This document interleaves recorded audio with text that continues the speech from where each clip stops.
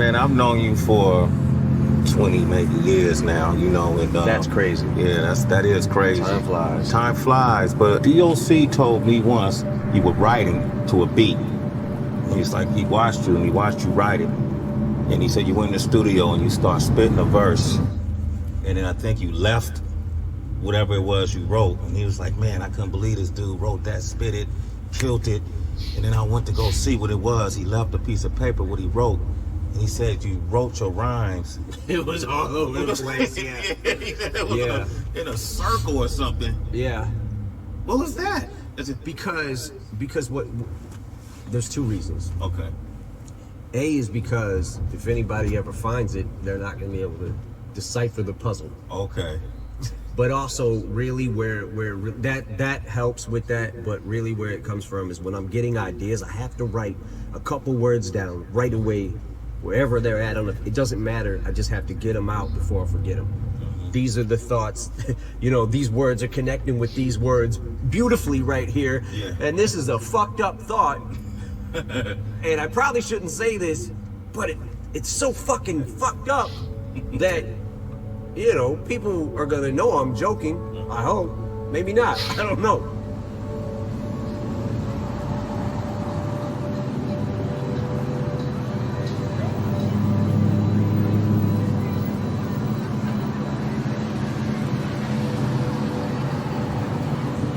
I've come here many times over the years.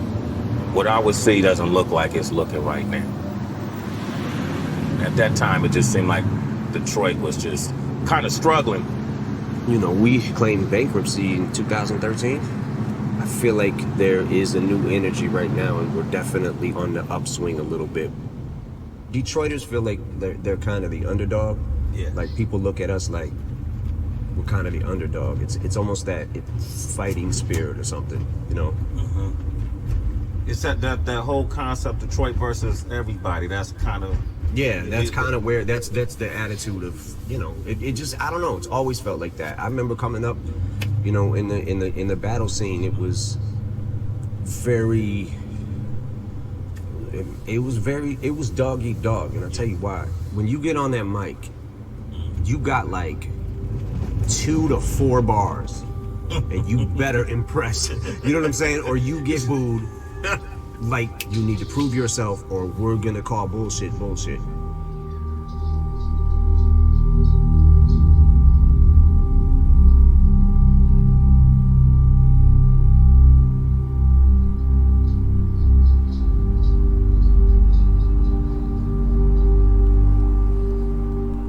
Downtown was like a source of opportunity, but a lot of Detroiters, they didn't live downtown. It seemed like they lived outside of downtown. Detroit is a big city, so you can still be in the city, but on the outskirts of it, or you could be downtown, but it spreads out. Who was the artist back then that were like the local heroes? Dilla, Slum Village. Damn, man, I remember those days too, man.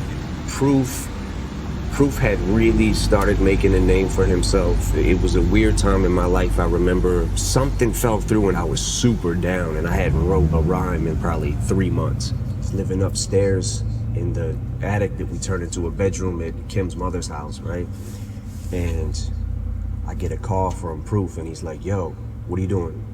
I'm like, nothing, man. I'm just about to go to work. And he's like, yo, you need to come down to the shop tomorrow. I hadn't even wrote anything. Like, you know what I'm saying? Like, I didn't even have anything, and then I'm like, all right, I'm gonna have to write something. So I remember going to work and thinking of the rhymes and then trying to learn it. And he was like, he basically explained to me, he was like, I said, yo, I don't know if I'm ready for that, man. And he was like, look, you come down, I'm telling you, I'm running this place now.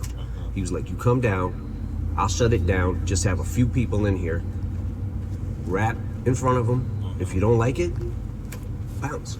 You know, leave. You don't have to come back. And I was like, all right, cool. I was writing in the mind frame of every bar needs to have something that's gonna get a reaction. Every bar.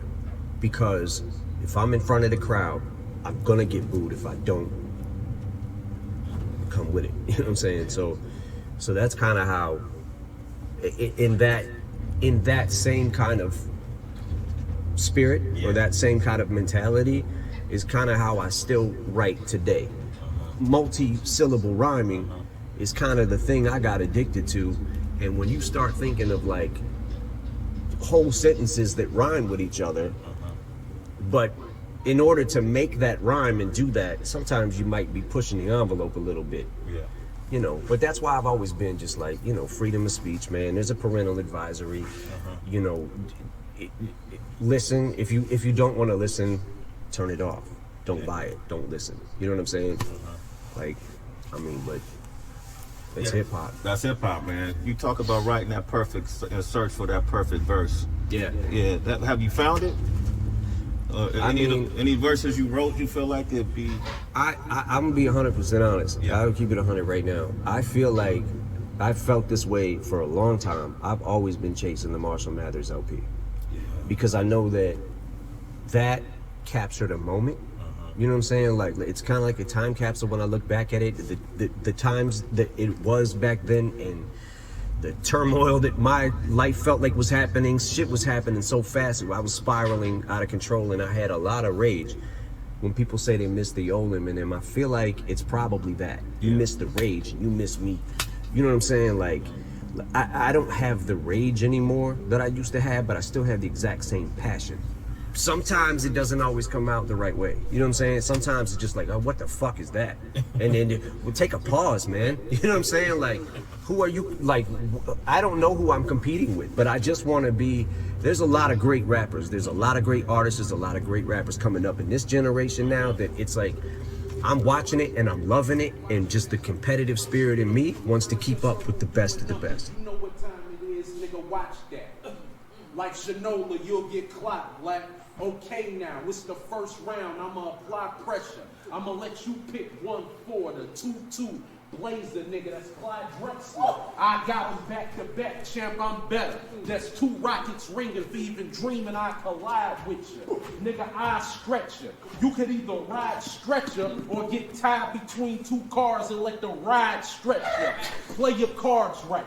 You know, win, lose, or draw. Ooh, no, I deck you. You a joker. You comical. You ain't sick. You a common cold. I'm calm and cold. It's just different. A Floyd punch to a Drake song now. Hook different. When that forest hitting you, it's forest with it. Cause I wander on the set, bitch, and it look different. Nigga, welcome to the end of this. You can watch me go ape on my gorilla shit. That's animal penmanship. That chinchilla fits. It's magic. The bars is averaging 10 assists. Come get a dime, nigga. If I get better with time, why do you whine, nigga? I'm trying to press my buttons, but I decline niggas. Shit, I blind niggas. Boy, I got more shine than most of these sign niggas. Go ahead and step, brother, A5A. I can tell you about the game. I got the play-by-play. Baker's man, yeah, you hear about the cakes I slay. My shooter's dirty and hairy, nigga, make my day. Yeah, Planet Dope is the antidote for all that bullshit that your man promotes. I can make you a vegetable while busting your cantaloupe. No, elephants don't run with the antelopes. You see, it's just the law of the land. I do all that I can to not brawl with your man. I got it all in my hands. If I draw through scram, put your jaw on your fam. Godzilla, and I keep getting calls from Japan. They get the voicemail, yeah, it's a bother. My LA niggas swing bats for me, it's the Dodgers. I don't play with people's kids. Go get your father. I made a living off being nice. I'm Mr. Rogers.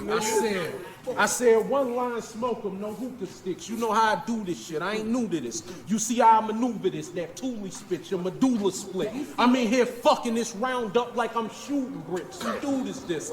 I'll let it dump from the sky like Buddha shit. You a rookie with no balls. You new to this. You do this shit. You the one I cover with the strap like a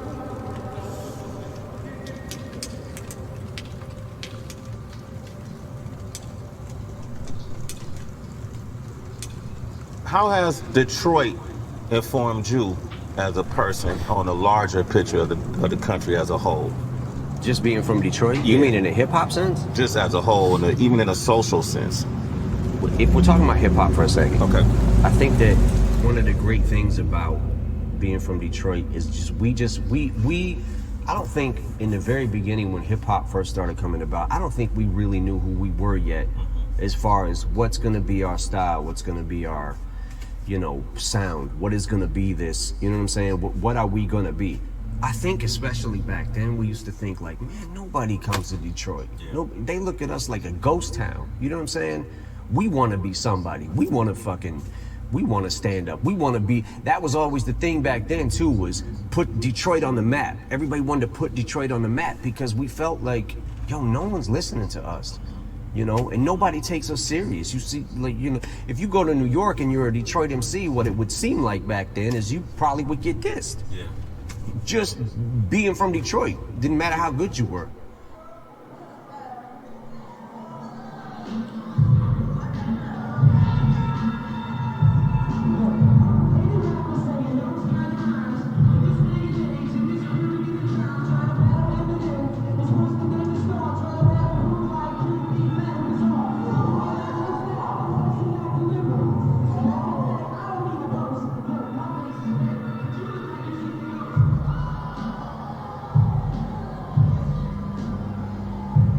I mean, I remember when you did White America, somebody from your point of view, being white, pointing out the injustices we see in the country.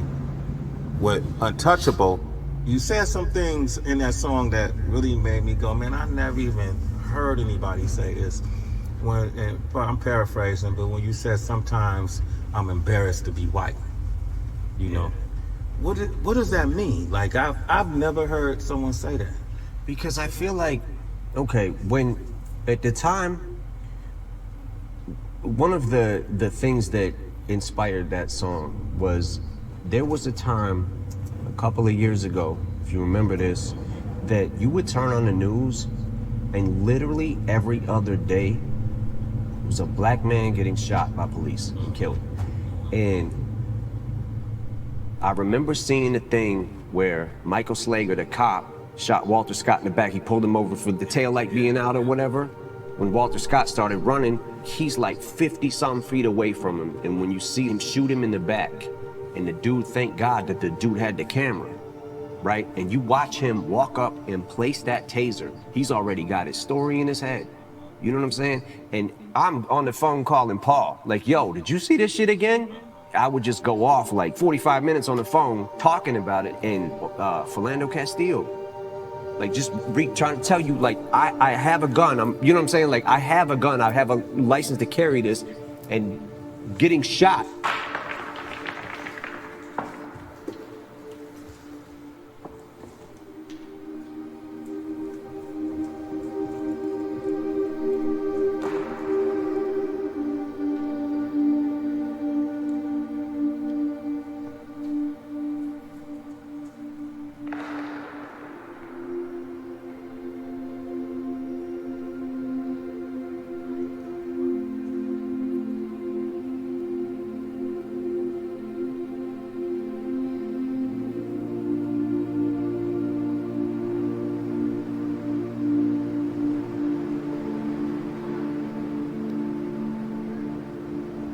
What's up with the weather in Detroit, man? Is it always like 30 below? Right now it's 30 below and it's hot. And it's hot? Yeah. It goes down to like 460 below or something. All right. Our record temp was probably 620 below. Okay. So y'all beat out Antarctica? Probably. Probably, okay.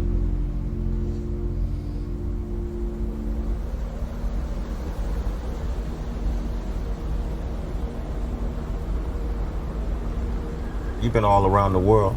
You could live anywhere you want, but you still have a presence here. You still have a home in this area. Yeah. Why? I'm very much a creature of habit. I feel like this is what I know, and I don't really know anything else. I mean, I've been, obviously, a lot of places, but this is, to me, home. It's just home. The spirit, the people here, everything is just what I love. Y'all got a symbol to represent the Detroit spirit, right? Oh, the fist? The fist, right? Yeah, the Joe Louis. Yeah. The Joe Louis fist. We've been kicked around too fucking long, so now we want to use our voices. It's incredible.